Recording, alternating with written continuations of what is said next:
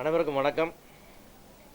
தமிழ் திரைப்பட தயாரிப்பாளர் சங்கத்தின் நிர்வாகத்தின் மீது வரும் 11ஆம் தேதி நம்பிக்கையில்லா தீர்மானம் எழும்பூரில் உள்ள ராடிசன் ஹோட்டல் காலை நடைபெறும் பொதுக்குழுவில் வாக்கெடுப்பு நடைபெற உள்ளது. உயர்நீதிமன்ற உத்தரவின் பேரில் நடைபெற இருக்கும் இந்த கூட்டத்தில் எப்படியாவது தீர்மானத்தை தோற்கடித்து வெற்றி பெற வேண்டும் என்ற நோக்கத்தில் இந்த சங்கத்தில் சில அலுவலக நிர்வாகிகள் குறுக்கு வழியில் குறுகிய நோக்கத்தில் அவசரகதியில் செயல்பட்டு வருகிறார்கள். இதே தீர்மானத்தை நாங்கள் ஜனநாயக முறையில் சந்திக்க தயாராக இருக்கிறோம். இந்த சூழ்நிலையில் உறுப்பினர்களுக்கு மாதம் ரூ. 10,000 என்ற ஒரு போலியான திட்டத்தை, நடைமுறையில் சாத்தியப்படாத ஒரு திட்டத்தை பேப்பர் மற்றும் SMS மூலம் பரப்பி வருகிறார்கள். இந்த திட்டம் பணம் படைத்த சில சங்க நிர்வாகிகள் உறுப்பினர்களை திசை திருப்பி சங்கத்தை தங்கள் கட்டுப்பாட்டிற்கு வைத்துக்கொண்டு ஆட்டம் போட நினைக்கிறார்கள். நாங்கள் கேட்கும் பின்வரும் கேள்விகளுக்கு அவர்கள் பதிலளிக்க தயாரா? ஒவ்வொரு தயாரிப்பாளருக்கு ஒரு நிறுவனமும் அதற்கான வங்கி கணக்கும் உள்ளபோது தனியாக ஒரு தனியார் வங்கியில் கணக்கு ஏன் துவங்க வேண்டும்?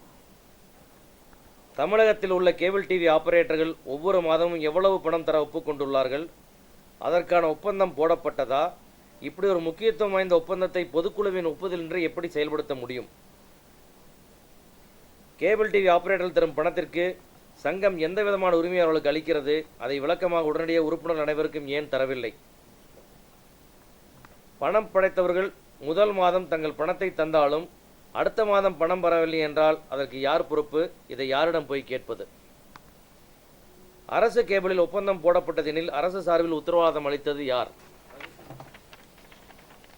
தயாரிப்பாளர் சங்கத்தின் லெட்டர் பேடை போலியாக தயார் செய்து பயன்படுத்தி தங்களுக்கு கேபிள் டிவி உரிமம் இருப்பதாக கூறி தமிழகம் எங்கும் பல லட்சம் வசூல் செய்த மோசடி வழக்கில் போலீசில் புகார் செய்யப்பட்டு FIR போடப்பட்ட சதீஷ்குமார் என்ற குற்றவாளியை இந்த திட்டத்தின் பொறுப்பாளராக போட்டது ஏன்?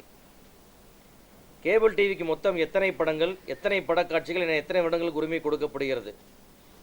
எடுத்தேன் கவிழ்த்தேன் என இப்படி ஒரு திடீர் திட்டத்தின் மூலம் சங்கத்தையும் உறுப்பினர்களையும் தவறான பாதைக்கு அழைத்து செல்வதற்கு என்ன காரணம்? இத்தனை கேள்விகளுக்கு பிறகும் நாங்கள் இந்த சவடால் திட்டத்திற்கு எதிராக ஒரு சவால் விடுகிறோம்.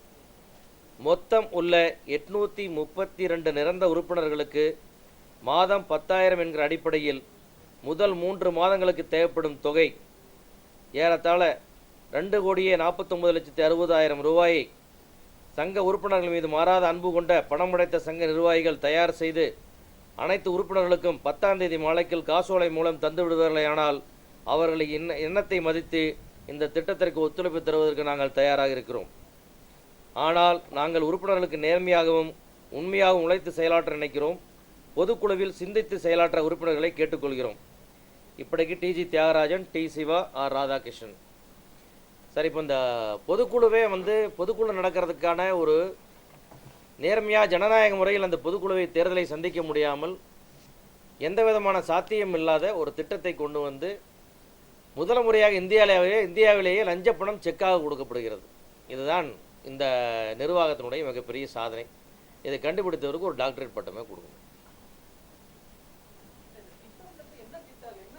இல்லை, அவங்க ஒரு திட்டம் அறிவிச்சிருக்காங்க. சரி, இன்னைக்கு காலையில் கூட பேப்பரில் பார்த்தீங்களா, தயாரிப்பாளர்களுக்கு மாதம் 10,000 தரும் திட்டம்னு சொல்லிட்டு கேபிள் டிவி படங்களை அவ்வளோ படங்களுடைய ரைட்ஸையும் வாங்கி கேபிள் டிவியில் வெளியிடும் உரிமையை அவங்களுக்கு கொடுத்து அதன் மூலம் வருகிற வருமானத்தை 832 மெம்பர்களுக்கு பிரித்து கொடுத்துறது அப்படின்னு ஒரு ஸ்கீம் கொண்டு வந்திருக்காங்க. இதன் மூலமாக ஒரு மாதத்துக்கு குறைஞ்சபட்சம் 83,20,000 ரூபா வசூல் ஆகணும். ஆனால் தான் ஆளுக்கு 10,000 ரூபா வரும். இது ஒரு சாத்தியமே இல்லாத கற்பனை கேட்டாத ஒரு தொகை. யார் மூலம் யார் செஞ்சாலுமே அதை அவங்களே என்ன சொல்கிறது, எங்களுக்கே நல்லா தெரியும், நிச்சயமாக சாத்தியம் இல்லைன்னு தெரியும். ஆனாலும் பொதுக்குழுவில் ஜெயிக்கிறதுக்கு இதை விட ஒரு ட்ரிக்கு எங்களுக்கு தெரியல, இந்த ட்ரிக்கை யூஸ் பண்ணுறேன்னு தான் சொன்னாங்க. EC மீட்டிங்கில் நாங்கள்லாம் அதை மறுத்து, நானும் ராதாகிருஷ்ணன் சார், தியாகராஜன் சார் அதை மறுத்துட்டோம். இதுக்கு நாங்கள் ஒத்துழைப்பு கொடுக்கல. இதுதான் எங்களுக்குள்ள இருக்கிற மிகப்பெரிய பிரிவினையே இப்பொழுது. ஏன் அங்கிருந்தவங்க எல்லாம் இப்போ பிரிஞ்சு வந்திருக்கிறோன்னு சொன்னீங்கன்னா, இதுபோல் தயாரிப்பாளர்களை நம்ப வைத்து ஏமாற்ற திட்டத்தை செய்யக்கூடாது. உங்களுக்கு உண்மையாகவே நிறையா பண்ணாருக்கு, ஆளுக்கு 10,000 ரூபா கூப்பிட்டு கொடுத்துருங்க.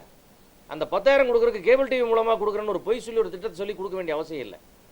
கேபிள் டிவி ஆபரேட்டர்கள் நம்ம சங்கம் அறிவிச்சிட்டாங்க, இந்த மாதிரி இந்த திட்டத்துக்கு நாங்கள் ஒத்துழைப்பு கொடுக்க மாட்டோம், நாங்கள் பணம் கொடுக்க மாட்டோம். அவங்க ஒரு பக்கம் சொல்கிறாங்க.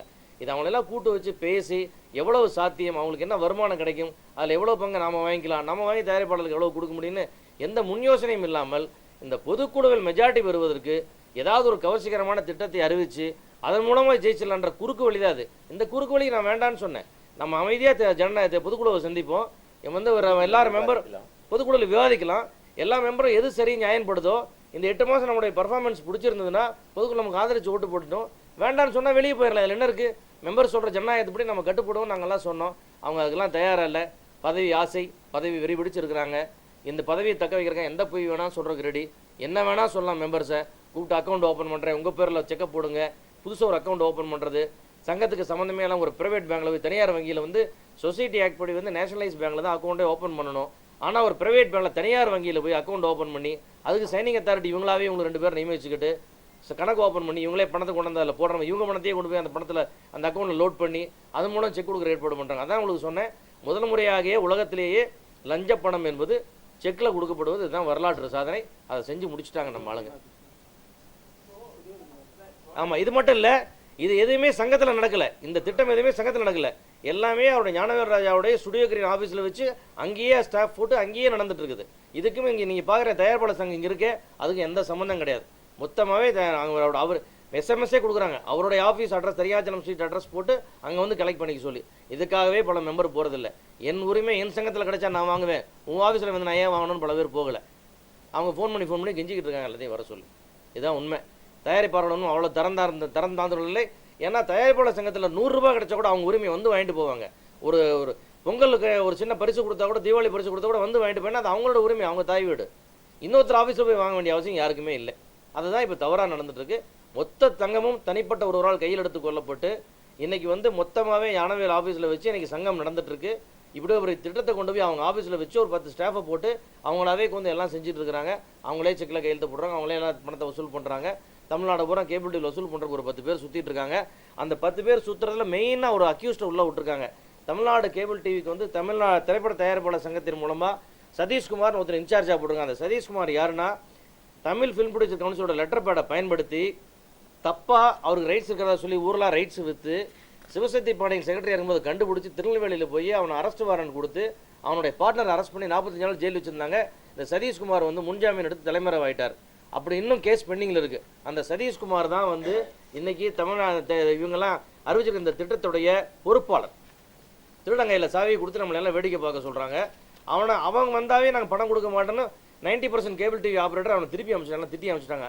அந்த கேபிள் ஆப்ரேட்டருக்கு இன்சார்ஜாக போயிருக்கிற அந்த சதீஷ்குமார் என்ன சொல்கிறான், போய் எல்லாரும் நீங்கள் வந்து என்ன பணம் கொடுக்குறீங்களோ கொடுங்க, நாங்கள் வாங்கிக்கிறோம், நீங்கள் புது படத்தை கூட கேபிளில் போட்டு இனிமேல் நான் கேட்க மாட்டோன்றான். இப்படி சினிமாவை அழிக்கும் ஒரு திட்டத்தை போட்டுட்டு சினிமாவை காப்பாற்றுறதா அவங்களாம் நாடகம் ஆடிட்டு இருக்காங்க. இந்த காப்பி உங்களுக்கு ஒன்று தரேன் கம்ப்ளீட்டாக. அந்த சதீஷ்குமார் மேலே கொடுத்த போலீஸ் கம்ப்ளைண்ட், அவன் பண்ண ஃபோர்ஜரி பேப்பர், எஃப்ஐஆர் காப்பி, அந்த பேப்பர் மூலமாக அத்தனை கட்டிங்ஸ் இதை உங்களுக்கு கொடுக்குறேன் நான். நீங்களும் இதை வெரிஃபை பண்ணிக்கலாம். இப்படி தவறான ஒருத்தங்க கையில் கேபிள் டிவி இன்சார்ஜ் கையில் கொடுத்துட்டு இதன் மூலம் வசூல் ஆகுன்னு சொல்கிறது அதை விட ஒரு காமெடியான விஷயம் அது.